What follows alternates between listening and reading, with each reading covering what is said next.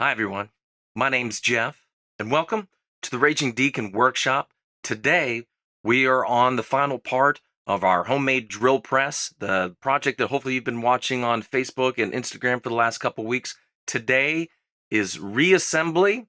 So, I am going to put the camera up in the corner. We're going to put it on time lapse and we're going to watch the whole process. Once that's done, I'll come on back on the camera and we'll do a little comparison of where we started and where we finished and some of my goals that I had for this whole process. Ultimately, I kind of would love for this thing to be a regular fixture in my shop. So we'll test it out. We'll see how it goes. I'm going to try to use it on some more projects over the next few weeks and months. And, we'll see if it's got a home here in the workshop. All right, let's get to it.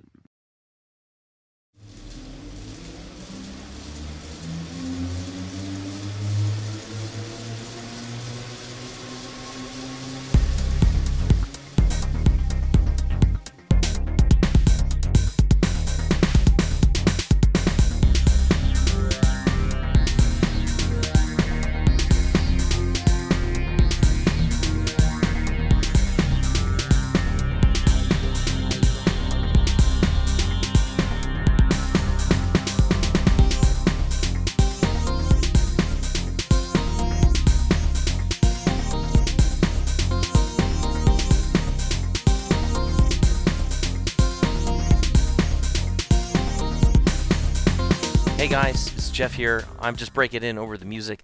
So I'm trying to attach the 5-pound counterweight to the bottom of the drill press, and I'm quickly finding out that one of my screws is not going into one of the threaded inserts in the bottom. Now, when I originally put this together, I had 3 holes to screw on the weight. Because I'm such awesome at lining up holes, one of them didn't actually line up. I want you to know so the time-lapse video that I recorded, the time-lapsed version is 14 minutes long, and fully 7 minutes is me trying to figure out what the hell is going on with the screws. So instead of you seeing me struggle with this for the next 7 minutes, I'm just going to show you a few highlights of this endeavor.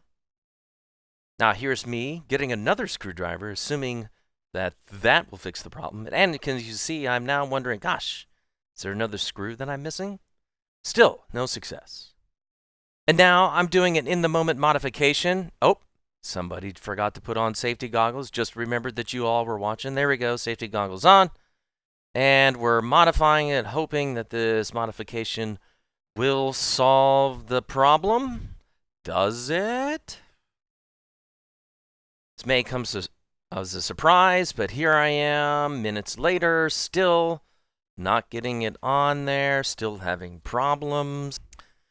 And now I've clamped it down to the workbench, and I'm still having difficulties getting both screws seated into their threaded inserts below. And then finally, after resorting to the tried and true upside down head technique, we have success.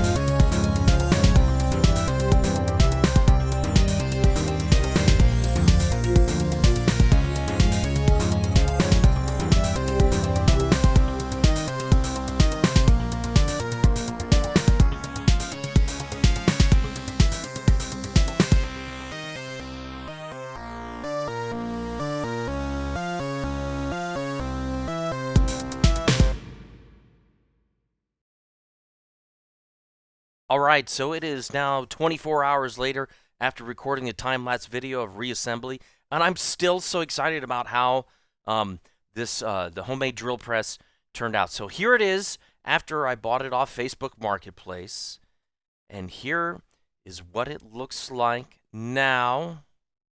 Look at that. Oh my God, that looks so good. I'm just so excited to try to get it to find a place in my shop for it. Okay, we're going to take a little trip around and look at the different pieces and parts that we changed and fixed up and what we kept the same. So one of the first things we did was do a little cleanup and some very minor repair work on the drill. We tore it down, cleaned it out, and then we thought about trying to save the decal, but in the end, I had a custom decal made for this instead, as you can see there. All right, so the next item that got a little attention was the handle. Its biggest problem is that as you pulled the handle down, your hand actually got in the way and it actually blocked your view of the work. And as you jokingly see there, you could actually kind of hit your head with it. So we took it apart, we cleaned it up, and we gave it a little left hand bend, and voila, our new and improved handle. So next was the base, which was just a simple pine board. So we disassembled, we cleaned it up. You can even see that I planed it out a little bit there. We gave it some feet on the end to get it a little bit off the workbench surface, and then we actually added a 5-pound weight because it's nice having some extra weight on machines like this. So next, I continued to do some upgrades on the base. As you can see in this original picture here, this was the holding system for work pieces on the original drill press design. That little metal clamp was, I think, to hold your workpiece in place. It just didn't allow for a lot of room to work. As you can see in this video here, I couldn't, with all that wood there, you couldn't actually get thicker pieces of stock underneath the drill bit. So once again, now that we had a clear surface, I decided to make a through hole, and this is going to be the plate for the through hole so the drill can go through the base of the board. We laid it out with some red Dykem fluid. The marks there are indicating where I'm going to drill and countersink these screw holes. And then we moved on to putting in some dog holes so we could actually put clamps and hold workpieces down on the base as well. And then this is the final assembly. You can see the dog holes, the through hole, and then the fence at the top of the screen there. So another thing I wanted to do was remove slop from the handle. So you can see how, as I move it in this slowed down video here, that the handle jiggles there in the metal brackets. It doesn't look like a lot, but when that motion translates to the end of the handle, it actually becomes a fair amount of slop. Plus there's 2 points that have that slop in it. So I replaced the existing bolt/pins with bushings and then pins through those bushings. And that tight fit helped reduce a lot of the slop. Plus, the springs add some tension to the carriage, which applies tension to the handle, which even removed any little remaining slop that there was. So this brings us to the last 2 interrelated issues that I wanted to address with this drill press. The first is that when the drill is not being used, it's always in the down position. So as you can imagine, when you're trying to put a workpiece on the drill, you've always got to have one hand on the handle to get the drill bit up and out of the way, and it always has a chance of falling down and marring your work. So the second interrelated problem with the drill is when you're actually trying to drill into a piece of wood. When you have to pull down and drill into a piece of wood, you actually are having to pull down and sort of resist the downward motion at the same time. This video doesn't really capture it, and it's kind of hard to explain. So it creates this awkward feel of instability when you're trying to drill. It would be much better if all you had to do was provide a strong downward force when drilling into a workpiece on the drill press. So as you can see then, I added 2 springs that attach to the drill carriage. This is the the rectangular blocky piece here on the drill, and they attach to the metal uprights on the drill, and they are the metal bar that the springs attach to are bolted to the drill carriage, the boat skull, all the way through the top to the bottom. And if we flip over to our video here, you can see that as I pull the lever down, that it's got a nice smooth action and everything. And look at, yeah, nice smooth action right there. And when I let go, the drill stays up. Here we go. I'm mounting a piece of wood on the work surface. We're clamping it down just like we designed there. And then a nice pull down. I'm just checking to see where it hits. And here we go. We're drilling, we're drilling, we're drilling. Just nice, steady pressure down. Here we go.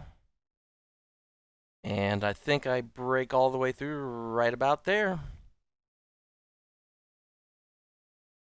Well, guys, thanks for watching the reassembly of the homemade drill press. I hope you had a good time watching it. I had a great time working on this thing. I don't think I said it before, but this was a find on Facebook Marketplace, the original drill press. And talk about an impulse buy.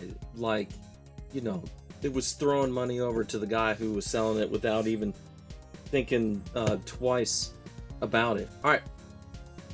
Thanks for watching, everybody. We'll see you later. Don't forget to come back.